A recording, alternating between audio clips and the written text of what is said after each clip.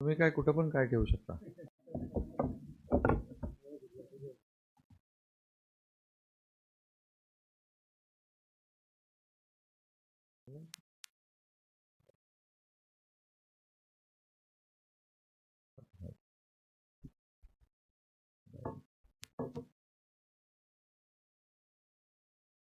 आज मराठवाडा मुक्ती संग्राम दिनाच्या सगळ्यांना मी शुभेच्छा देतो आणि मराठवाड्यासाठी ज्यांनी त्याग आणि योगदान दिलं त्यांना वंदन करतो. आजच्या या डॉक्टर आणि आपलं मेडिकल कॉलेज त्या सर्वांची एक संवाद साधण्यासाठी या ठिकाणी आपण उपस्थित आहोत. यामध्ये उपस्थित डॉक्टर भागवत कराडजी, खासदार संदीपान भुमरेजी, खासदार कल्याण काळेजी, आमदार संजय शिरसाटजी, आमदार प्रदीप जयस्वाल, अतिरिक्त मुख्य सचिव विकास खारगे, विभागीय आयुक्त दिलीप गावडे, कलेक्टर दिलीप स्वामी, पोलीस आयुक्त प्रवीण पवार, CO जिल्हा परिषद विकास मीना, डॉक्टर अजय चंदनवाले, डॉक्टर शिवाजी शुक्रे, उपस्थित सर्व अधिकारी, सगळ्यांची नावं घेत नाही, सर्व उपस्थित डॉक्टर आणि स्टुडंट्स, सगळ्यांना मी शुभेच्छा देतो. गणपती उत्सव सगळीकडे सुरू आहे. आज 10 दिवस म्हणजे आजचा अनंत चतुर्थी आणि 10 दिवसापासून राज्यामध्ये गणेशोत्सवाचं मोठ्या म्हणजे जल्लोषात आणि उत्साहात आयोजन आपण पाहतोय. यावर्षी खऱ्या अर्थाने जास्तीच सगळीकडे उत्साह पाहायला मिळतो. खरं म्हणजे गणेशाला आपण सुखकर्ता आणि विघ्नहर्ता म्हणतो आणि त्यामुळे तुम्ही सगळे डॉक्टर सर्वसामान्यांसाठी विघ्नहर्त्याची भूमिका पार पाडत असता. तुम्ही प्रत्येकाच्या आयुष्यामध्ये डॉक्टर याचं महत्त्वाचं स्थान आहे.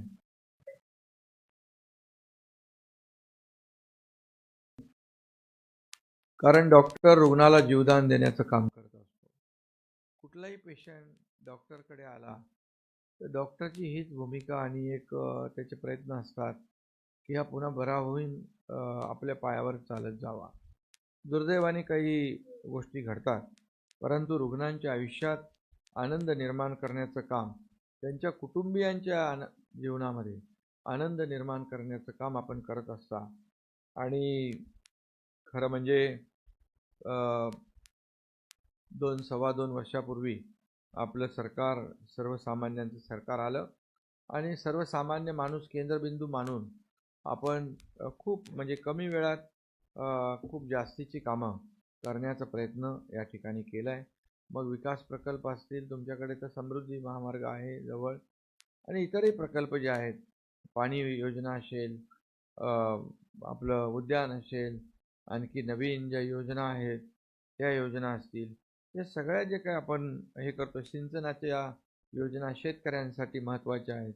जवळपास मला हे सांगत होते आता आमचे भुमरेजी की आपण निर्णय घेतला तर की कमीत कमी जवळपास 30-40 हजार हेक्टर जमीन ओलिताखाली येऊ शकते. ते देखील आम्ही करतोय.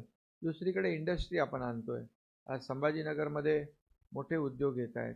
एकंदर सांगण्याची पार्श्वभूमी आहे की आपण सर्वसमावेशक एक विकासाला पुढे घेऊन जाण्याचं काम करतोय. आज अनेक लोकांना रोजगार मिळेल. सुशिक्षित बेरोजगारांसाठी आपण मुख्यमंत्री युवा प्रशिक्षण योजना सुरू केली. त्यांना स्टायपंड देण्याचा ऐतिहासिक निर्णय आपण घेतला आहे. आणि मग ते खाजगी कारखाने असतील, निमशासकीय कार्यालय असतील, या सगळ्यामध्ये काही ना काही आपल्याला त्यांना देता येईल आणि त्या दृष्टीने आपण अनेक योजना केल्या. मुख्यमंत्री माझी लाडकी बहीण योजना केली आणि त्याचबरोबर अगदी म्हणजे आपल्याला मी सांगतो की घरामध्ये, कुटुंबात मुलीचा जन्म झाल्यापासून तिचं उच्च शिक्षण, डॉक्टर, इंजिनियर, वकील काय व्हायचं तिथपर्यंत सरकारने मोफत शिक्षण देण्याचा निर्णय घेतलेला आहे. आणि मग त्याच्यामध्ये लाडक्या बहिणी, लाडके भाऊ, लाडके शेतकरी सगळे आले, लाडकी ज्येष्ठ मंडळी, लाडके डॉक्टर. आपण सगळे डॉक्टर आहात आणि आपण रुग्णांवर उपचार करता, सर्जरी करता, बरं करता.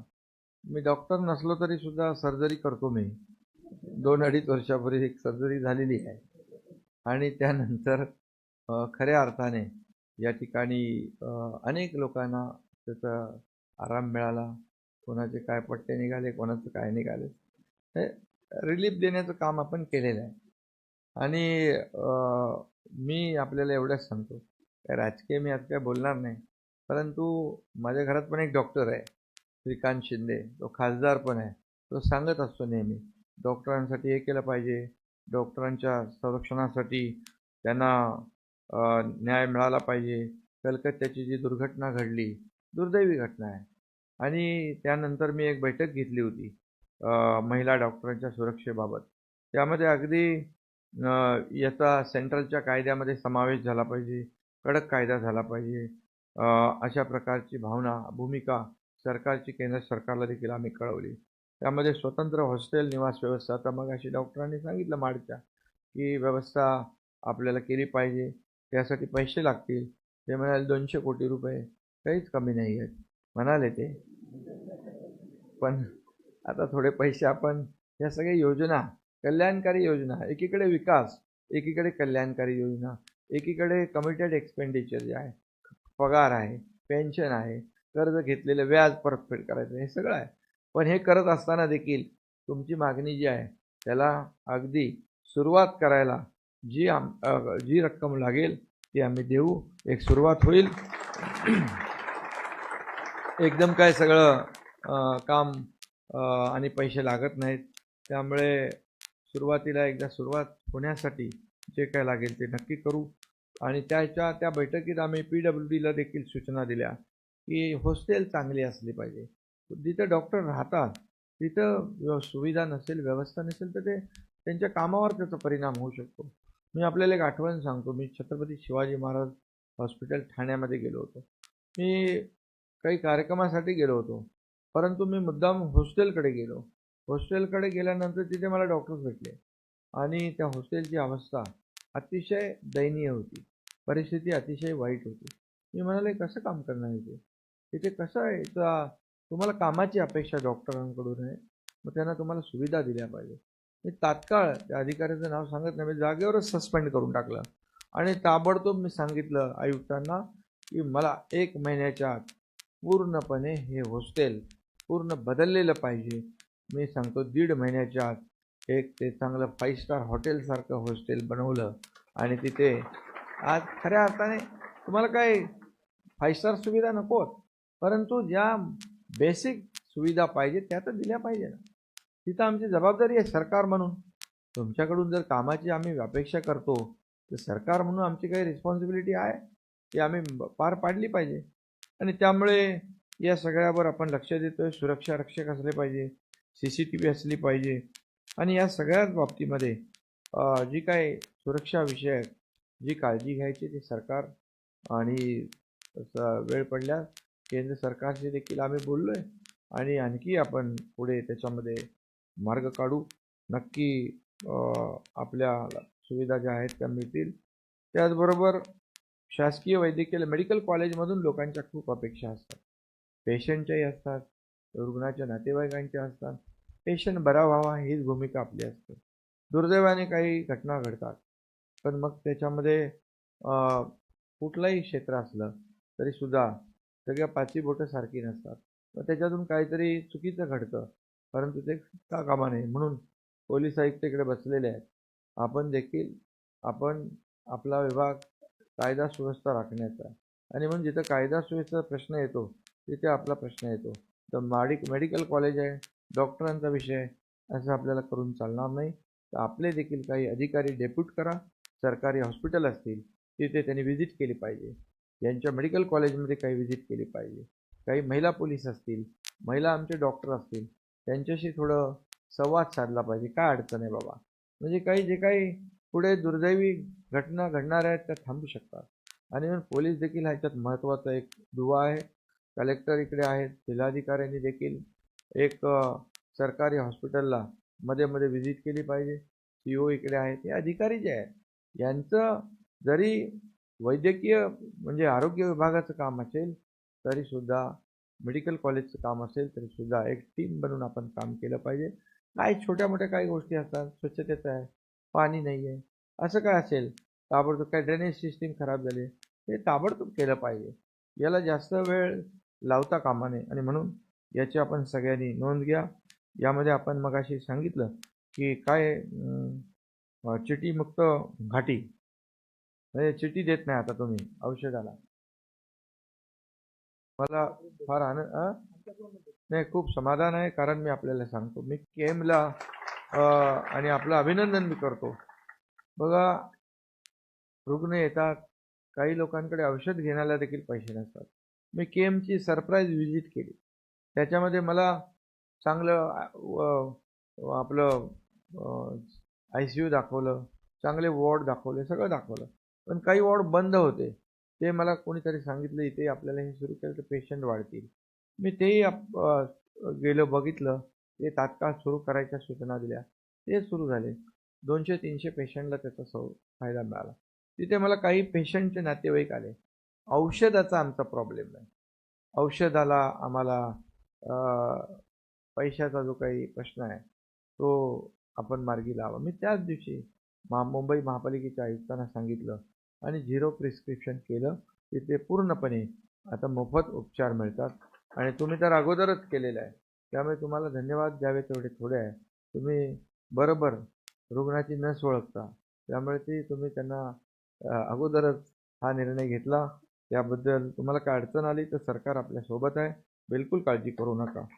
आणि म्हणून शासनाकडून जो काय आवश्यक निधी आहे तो उपलब्ध करून नक्की दिला जाईल. आणि रुग्णसेवा ही ईश्वर सेवा म्हणून मानतो आपण. आणि त्यामुळे तुमचं महत्त्व प्रत्येकाच्या जीवनात, माझ्या सकट मुख्यमंत्री असलो तरी सुद्धा डॉक्टर लागतोच. डॉक्टरशिवाय काय? त्यामुळे गाडी चालवायची असते तर डॉक्टरशिवाय पर्याय नाही. आणि म्हणून डॉक्टरचे प्रश्न जे आहेत, आपले सगळे प्रश्न आहेत, हे सोडवले पाहिजे असं सरकारचं मत आहे, भूमिका आहे. सुपर स्पेशालिटी हॉस्पिटल जे आहे आपलं, त्याला देखील आपल्याला काही म्हणजे तिथून दर्जेदार सेवा मिळते ही अपेक्षा असते. आणि म्हणून आपल्याला जे काही सर्जिकल वॉर्ड करायचं आहे, सर्जिकल बिल्डिंग, त्यासाठी आपण काहीतरी मला वाटतं इकडे मागणी केलेली आहे. त्यासाठी देखील आता आपण काय थोडं दमाने घेतलं पाहिजे, कारण आपण योजनांमध्ये पण पैसे इकडे गुंतवलेत. आणि पण लक्षात ठेवा, ही पण आवश्यक बाब आहे. आणि म्हणून तुम्हाला हे काम पुढे नेण्यासाठी, त्याचं जी काही प्रक्रिया करण्यासाठी जेवढे आवश्यक पैसे लागतील त्याची तरतूद करण्याच्या सूचना मी तात्काळ देतो. आणि मला वाटतं, मला मगाशी आपले डॉक्टर कराड सांगत होते, जिरॅट्रिक वॉर्ड आहे तिकडे, त्याला पण काहीतरी तुम्हाला थोडे पैसे पाहिजे का? 2 कोटी रुपये. 2 कोटी रुपये लगेच देतो, काय प्रॉब्लेम नाही. तर मला वाटतं या सर्व याचा लाभ आपल्याला मिळाला पाहिजे. मुख्यमंत्री सहायता निधीमधून मी आपल्याला सांगतो की कुठल्याही हॉस्पिटलमध्ये ॲडमिट असेल, माझ्याकडे मुख्यमंत्री सहायता निधीचं पत्र आल्यानंतर 1 मिनिट पण मी लावत नाही, ताबडतोब सही करतो. आणि मग 2 वर्षामध्ये जवळपास 350 कोटी रुपये आपण रुग्णांना उपचारासाठी दिले. त्याचा खूप लोकांना फायदा झाला. शेवटी सरकार आपलं जे आहे सर्वसामान्य लोकांना न्याय देण्यासाठी आहे. आणि म्हणून या योजनेचा देखील लाभ लोकांना मिळाला पाहिजे. आपण महात्मा ज्योतिबा फुले ही योजना 1.5 लाखाची होती, त्याच्यामध्ये काही अटी शर्ती होत्या, त्या आपण काढून टाकल्या आणि ती योजना 5 लाखापर्यंत आता केली. 5 लाख रुपये केले आणि अगदी गरिबापासून श्रीमंतापर्यंत 12.5 कोटी जेवढे आपली जनता नागरिक आहे या सगळ्यांना त्या योजनेत कव्हर केले. अशी ऐतिहासिक योजना आपण सुरू केली. त्याचा देखील रुग्णांना आपल्याकडून माहिती गेली तर त्याचा लाभ रुग्णांना मिळू शकतो. आणि म्हणून त्याचंही देखील आपण मोठ्या प्रमाणावर रुग्णांपर्यंत या योजना कशा पोचतील याची आपण प्रयत्न केला पाहिजे. त्याचबरोबर आपल्या कॉलेजमध्ये टीचिंग स्टाफला जे काही दर्जेदार आपण एज्युकेशन पाहिजे ते दिलं पाहिजे. त्याला लेटेस्ट नॉलेज असलं पाहिजे. नवीन नवीन आपण काय करतोय, नवीन नवीन तुमच्या विभागामध्ये प्रत्येक क्षेत्रामध्ये नवीन नवीन येत आहे. नवीन नवीन आपण जनतेच्या हिताचं जे आत्मसात केलं पाहिजे आणि त्याला चालना दिली पाहिजे. एवढंच मी या प्रसंगी आपल्याला सांगतो. आणि तुमच्या मेडिकल कॉलेजमध्ये गुणवत्तेवर मेरिटवर आपण प्रवेश देता आणि त्यामुळे त्याचं मेरिट आहे आणि म्हणून मेरिटप्रमाणे प्रवेश देता तर मेरिटप्रमाणेच मेरिटसारख्या सुविधा देखील त्यांना मिळाल्या पाहिजे हे देखील आपण पाहिलं पाहिजे. आणि आपल्याकडून देखील दर्जेदार शिक्षण मिळालं पाहिजे अशी आपली भावना आहे. आणि नक्कीच याचा फायदा रुग्णसेवेवर होईल. आणि म्हणून मी आता जास्त काही बोलत नाही, परंतु आपल्याकडे urology, neurosurgery, cardiology, plastic surgery अशा आपल्याकडे सुविधा आहेत चांगली. म्हणजे छत्रपती संभाजीनगरमध्ये एवढ्या सुपर स्पेशालिटीच्या या सुविधा आपल्याकडे आहेत. आपण कोविडमध्ये पाहिलं, मगाशी कोविडमध्ये कोणी चांगलं काम केलं म्हणून त्याचा आपण सत्कार देखील केला. कोविड आपण अनुभवलाय. कोविडमध्ये आपल्या ज्या काही सोयी सुविधा, आरोग्य सुविधा आहे, किती आपल्याला आणखी पुढे गेलं पाहिजे याचा प्रत्यय आलेला आहे. आणि म्हणून जास्तीत जास्त आरोग्य सेवा आणि हॉस्पिटल्स आपल्याकडे सुरू झाली पाहिजे. केंद्र सरकार देखील आयुष्यमान भारतच्या माध्यमातून सुविधा आपल्याला आदरणीय प्रधानमंत्री मोदीजींनी 5 लाखाच्या योजना सुरू केलेली आहे आणि त्यांनी आयुष्यमान भारतमध्ये देखील अनेक सुविधा. आज त्यांचा वाढदिवस आहे आणि आदरणीय प्रधानमंत्री मोदीजींना आपल्या सगळ्यांच्या वतीने मी वाढदिवसाच्या खूप खूप शुभेच्छा देतो. कारण एक आपण पाहिलं तर अगदी शेतकऱ्यापासून, कामगारापासून, कष्टकरी, शेतकरी, युवा, महिला, गरीब या सगळ्यांचा विचार त्यांनी केला आहे. आणि म्हणून गेल्या 10 वर्षामध्ये या राज्यासाठी देशासाठी त्यांनी खूप काम केलं आहे. देशाचं नाव आपल्या जगभरामध्ये आज आदराने घेतलं जातं.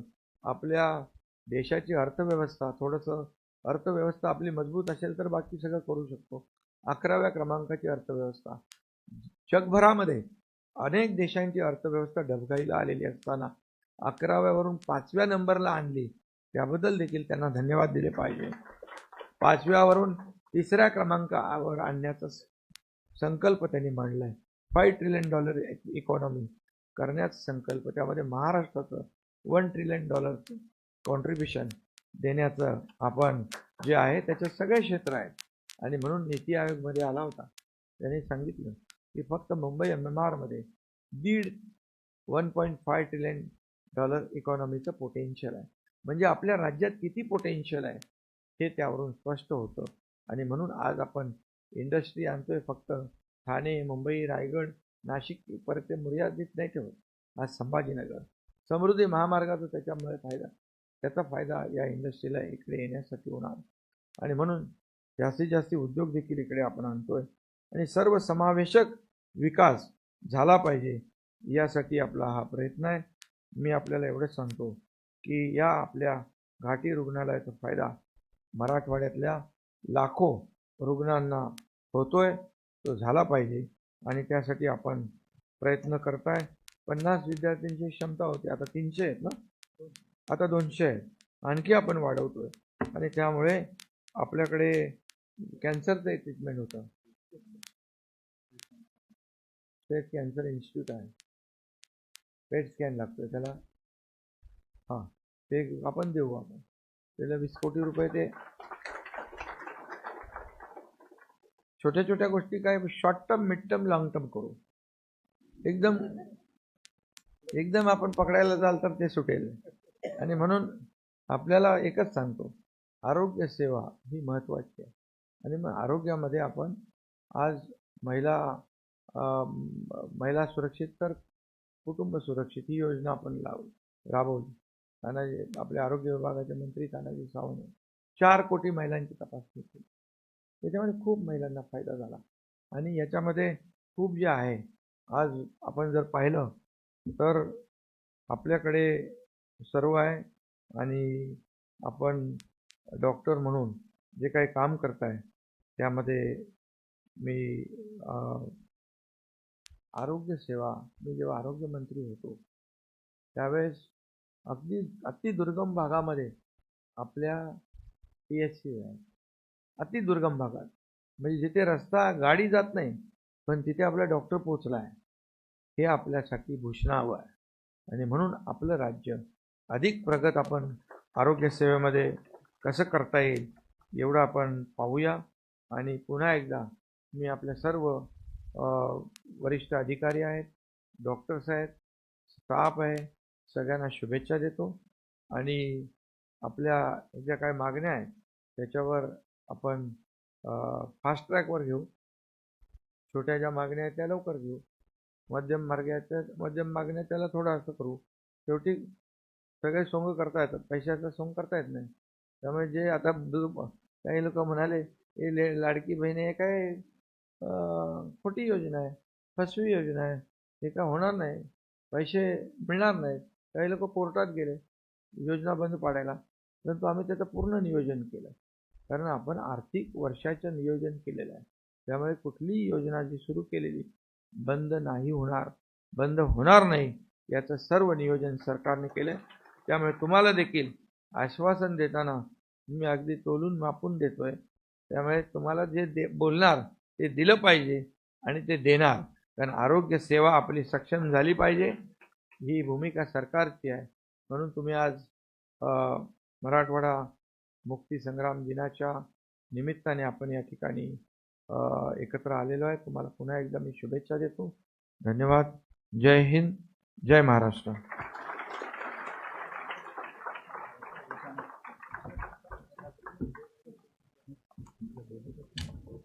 आपल्याला